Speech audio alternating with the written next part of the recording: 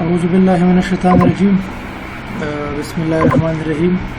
د څلورم کال لومړي سمستر داخلي د مضمون د نن ورځې نوی درس مایوکاردایتس یا د زړه د مایوکاردیوم د طبقې التهاب دی. لومړی د مایوکاردایتس تعریف کړو. د زړه د مایوکاردیوم طبقې حاد التهاب ته مایوکاردایتس وایي. مایوکاردایتس کېدای شي چې د انتاناتو له وجې، د توکسینونو له وجې او یا د اتومیون ناروغیو له وجې پیدا شي. د مایوکاردایتس اسباب: د مایوکاردیوم التهاب د مختلفو انتاناتو څخه د اختلاط په شکل پاتې کېدای شي. انتان کېدای شي مستقیما په مایوکاردیوم باندې تاثیر ولري، یا کېدای شي انتان د اټو ایمیون وتیرې له وجې مایوکاردیوم متضرر کړي، او یا کېدای شي چې د انتان څخه آزاد شوي توکسین د زړه په عضله خراب او ویجاړونکی تاثیر ولري، لکه د دیفتیریا باکتری څخه چې دیفتیریل توکسین آزادیږي او دغه دیفتیریل توکسین د زړه د عضلې د خرابوالي سبب کیږي. د انتاناتو له جملې څخه وایرسونه د ناروغۍ عام سبب دی، خصوصا کوکساکی وایرس او انفلانزا وایرس. د کوکساکی وایرس نږدې په 108 کسانو کې 15 نفرو ته 15 ناروغانو ته مایوکاردایتس پیدا کیږي، او د انفلانزا په 108 کسانو کې 15 ته مایوکاردایتس پیدا کیږي. وایروسي مایوکاردایتس کېدای شي د وایروسي اعراضو د شروع څخه څو هفتې وروسته پیدا شي، خصوصا په هغه خلکو کې چې د ناروغۍ د اعراضو په جریان کې یا د وایروسي اعراضو لپاره کورتیکوستیرویدي اخیستي وي، یا معافیت ځپلي وي، او یا ناروغان درانه تمرینات، قوي اکسرسایز وکړي. ځینې باکتریایي او پروتوزوایي انتانات هم کېدای شي په مایوکاردایتس اختلاطي شي، لکه د لایم ناروغۍ نږدې 15% ناروغانو کې مایوکاردایتس پیدا کیږي. ځینې توکسینونه او دواګانې لکه کوکاین، لیتیم، ډوکسروبروسین هم کېدای شي مستقیما مایوکاردیوم متضرر کړي، او ځینې اټوایمیون حالات او ناروغۍ هم د مایوکاردایتس یا د مایوکارد التهاب سبب کیږي. اسباب په عمومي صورت سره په 3 ډلو ویشل شوي دي، چې لومړی انتانات دي. ډیر زیات انتانات دي چې د مایوکاردایتس سبب ګرځي، خو موږ د هر ګروپ نه یو څو مثال راغستي مهم چې عام دي.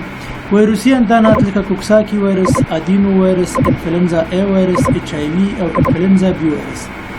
باکتریایي انتانات لکه لایم ډیزیز، مایکوپلازما نمونیا او داسې نور. پروتوزوایي انتانات لکه چګس ډیزیز، ټوکسوپلازما ګاندی او داسې نور. فنګسي انتانات لکه اسپارجیلوس او پارازیتي انتانات لکه شیستوزوما. دوهم دواګانې او توکسینونه دي چې د مایوکاردایتس سبب ګرځي، لکه الکول، انتراسایکلین، کلوزاپین، کوکاین او لیتیم. او دریم اټوایمیون وتیرې اټوایمیون ناروغۍ دي، لکه سیستمیک لوپس اریتماتوزس، روماتوید ارترایتس، سیستمیک سکلیروزس، سارکویدوزس، او یا د درملو په مقابل کې هایپر سنسیټیویټي ریاکشن لکه د پنسلین، سلفوناماید، لیډ او کاربون مونو اکساید په مقابل کې هایپر سنسیټیویټي ریاکشن کېدای شي چې د مایوکاردایتس سره مل وي. کلینیکی کورس: د مایوکاردایتس ناروغ خپل مایوکاردایتس په 4 کلینیکی اشکالو تظاهر کوي. لومړی فلمننت مایوکاردایتس دی. دا نه وایي چې خطرناکه ده، د وایروسي انتاناتو د وایروسي اعراضو په تعقیب، خصوصا د انفلانزا په تعقیب پیدا کیږي، چې د زړه د شدید عدم کفایي او کاردیوجینیک شاک سره مل وي. دوهم اکیوټ مایوکاردایتس دی. دا نوې د اوږدې مودې د زړه د عدم کفایي سره یو ځای وي او کېدای شي ډایلیټډ کارډیومایوپاتي ته پرمختګ وکړي. دریم کرانیک اکټیو مایوکاردایټس دی. دا نوع کلینیکی کورس یې نادر دی او په دې کې د مایوکاردیوم مزمن التهاب موجود وي. څلورم کرانیک پرزسټنټ مایوکاردایټس دی.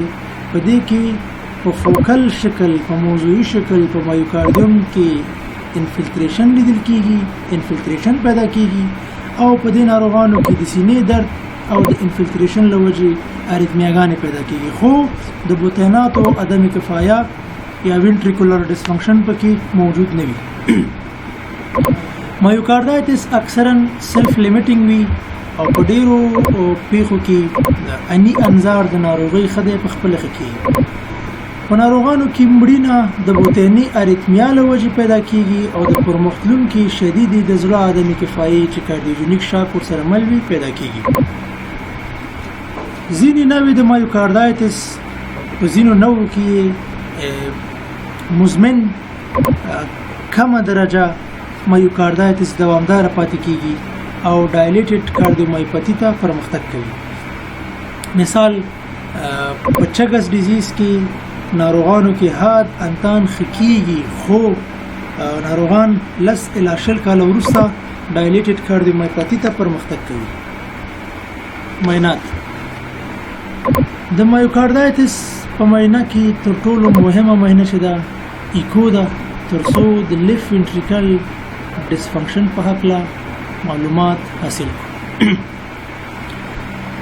د ناروغۍ اکثرا کلینیکی کورس چون د هارت فیلر پورې مربوط دی او د ناروغۍ غوره اختلاط هم د زړه عدم کفایه ده، نو په دې اساس د بوتین د دندو د معلومولو لپاره ایکو کاردیوګرافي مهمه او ضروری معاینه ده.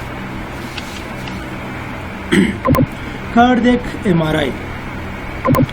کارډیک ام آر آی ډیره سنسټیو معاینه ده. په مایوکاردیوم کې التهاب او انفلټریشن کولای شي ډېر په اسانۍ سره تشخیص کړي. د مایوکاردایټس په ناروغانو کې ای سی جی اکثرا غیر نورمال وي. په ای سی جی کې ساینس ټاکیکارډیا د دې ترڅنګ د ټي او د اس ټي قطې غیر وصفي تغییرات همدارنګه کېدای شي چې اریتمیا پکې موجود وي، کېدای شي چې بلاک پکې موجود وي او داسې نور تغییرات کېدای شي چې په ای سی جي کې موجود وي چې په اکثره پیښو کې ای سی جي غیر نورمال. په وینه کې د مایوکاردیوم د التهاب له وجې د کارډیک بایمارکرو سویه لکه تروپونین او کریاتین کاینیز سویه اوچته وي. د ناروغۍ د قطعي تشخیص لپاره مایوکاردیل بایوپسي اجرا کیږي چې مایوکاردیوم څخه بایوپسي اخیستل او د هیستوپاتولوژیک معاینات لاندې نیول د ناروغۍ قطعي تشخیص وضع کوي. تداوی د مایوکاردایټس تداوی سپورټیو ده، په دې معنی چې حمایوي ده. په ناروغانو کې باید دوه خبرو ته زموږ پام وي چې یو د زړه عدم کفایه ده او بل اریتمیا ده. که چېرته ناروغانو ته د زړه عدم کفایه پیدا کیږي او یا اریتمیا پیدا کیږي باید په مقدم شکل تشخیص او تداوی شي.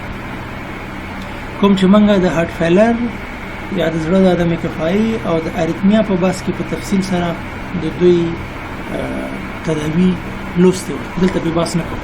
نو دوهم هدف مو دا دی چې که د زړه عدم کفایه موجود وي، اریتمیا موجود وي، تشخیص شي او په خپل وخت تداوی شي. ناروغان باید د بستر استراحت وکړي او د شدید فزیکی فعالیت څخه ځان وساتي. کله کله په ناروغانو کې مجبوریږو چې سپیسیفیک انټي میکروبیل تراپي خاص د میکروب ضد درمل هغه ناروغانو ته توصیه شي چې خاص ارګانیزم پکې موجود وي، کازټیو ارګانیزم پکې موجود وي او تشخیص شي.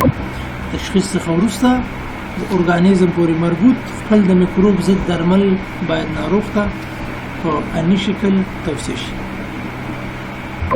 د زړه د شدید عدم کفایي ناروغان چې په ځینو ناروغانو کې پیدا کیږي، د زړه شدید عدم کفایه او کارډیوجنیک شاک که پیدا شي نو په دې ناروغانو کې میکانیکل سپورټ ضرور دی.